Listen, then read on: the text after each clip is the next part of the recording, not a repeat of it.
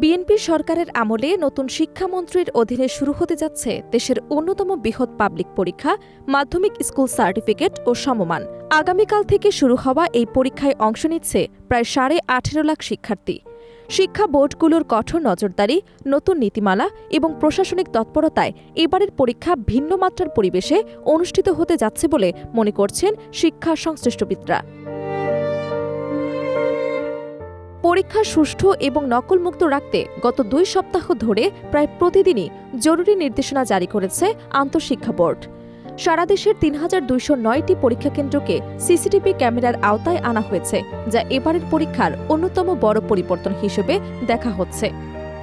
সংশ্লিষ্ট কর্তৃপক্ষ জানিয়েছে, অনেক কেন্দ্রে আগে থেকেই সিসি ক্যামেরা থাকায় শিক্ষক ও শিক্ষার্থীরা বিষয়টির সঙ্গে পরিচিত। তবে যেসব কেন্দ্রে নতুন করে ক্যামেরা বসানো হয়েছে সেখানে কেন্দ্র সচিব ও দায়িত্বপ্রাপ্তদের বিশেষভাবে প্রশিক্ষণ দেওয়া হয়েছে, যাতে পুরো প্রক্রিয়া সুষ্ঠুভাবে পরিচালিত হয়। কর্তৃপক্ষের একাধিক কর্মকর্তা জানান, শিক্ষার্থীদের মধ্যে অযথা ভীতি সৃষ্টি না করে বিষয়টি ইতিবাচকভাবে তুলে ধরার ওপর গুরুত্ব দেওয়া হয়েছে। তাদের বোঝানো হচ্ছে যে সিসিটিভি ব্যবস্থার উদ্দেশ্য শাস্তি প্রদান নয়, বরং একটি স্বচ্ছ, ন্যায়সঙ্গত এবং বিশ্বাসযোগ্য পরীক্ষা নিশ্চিত করা। একই সঙ্গে নকল প্রতিরোধে কঠোর অবস্থান বজায় রাখা হলেও শিক্ষার্থীদের মানসিক স্বস্তির বিষয়টিও বিবেচনায় রাখা হচ্ছে। এদিকে ৩,০০০-এরও বেশি শিক্ষা প্রতিষ্ঠানের শিক্ষার্থীরা এমন এক সময় পরীক্ষায় অংশ নিচ্ছে যখন পাবলিক পরীক্ষা আইন ১৯৮০ এবং পরীক্ষা পরিচালনা নীতিমালায় বেশ কিছু পরিবর্তনের উদ্যোগ নিচ্ছে সরকার। শিক্ষা বোর্ড সূত্রে জানা গেছে, মন্ত্রণালয় থেকে প্রাপ্ত নির্দেশনা অনুযায়ী সব কার্যক্রম পরিচালিত হবে এবং প্রয়োজনে আরও নতুন নির্দেশনা যুক্ত হতে পারে। তবে শুধুমাত্র নকল প্রতিরোধী নয়, বর্তমান কৃত্রিম বুদ্ধিমত্তার যুগে শিক্ষা ব্যবস্থাপনাকে আধুনিক এবং যুগোপযোগী করার বিষয়টিও গুরুত্ব পাচ্ছে। শিক্ষা বিশেষজ্ঞরা বলছেন, অতিরিক্ত নিয়ন্ত্রণ এবং কঠোরতা অনেক সময় শিক্ষার্থীদের মধ্যে মানসিক চাপ তৈরি করে। বর্তমানে অনেক শিক্ষার্থী, এমনকি শিক্ষকও সিসি ক্যামেরার অ্যাংজাইটিতে ভুগছেন। সামাজিক যোগাযোগ মাধ্যমে বিভিন্ন বক্তব্য এবং কঠোর বার্তার মাধ্যমে পরীক্ষার্থীদের মধ্যে এক ধরনের আতঙ্ক তৈরি হয়েছে বলেও তারা উল্লেখ করেন।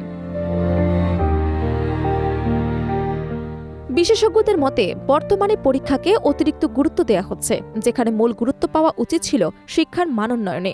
তারা মনে করেন, শুধুমাত্র পরীক্ষা কেন্দ্রিক চিন্তা না করে শিক্ষার্থীদের প্রকৃত শেখা, দক্ষতা এবং সৃজনশীলতা মূল্যায়নের জন্য কার্যকর পদ্ধতি চালু করা জরুরি।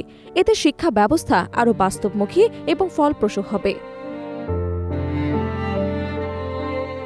সম্প্রতি সমালোচনার মুখে নীরব বহিষ্কার নীতি থেকে সরে এসেছে শিক্ষা মন্ত্রণালয়, যা ইতিবাচক পদক্ষেপ হিসেবে দেখছেন সংশ্লিষ্টরা।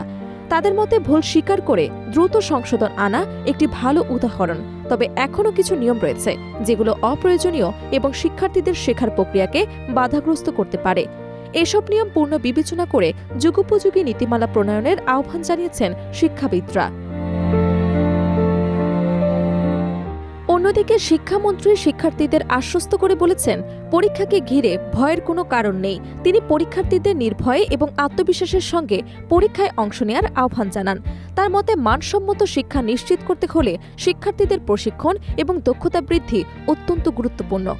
শিক্ষকরা যদি সঠিকভাবে পাঠদান করতে পারেন, তাহলে শিক্ষার্থীরাও ভালো ফলাফল অর্জন করবে এবং দেশের সামগ্রিক শিক্ষা ব্যবস্থা আরও উন্নত হবে।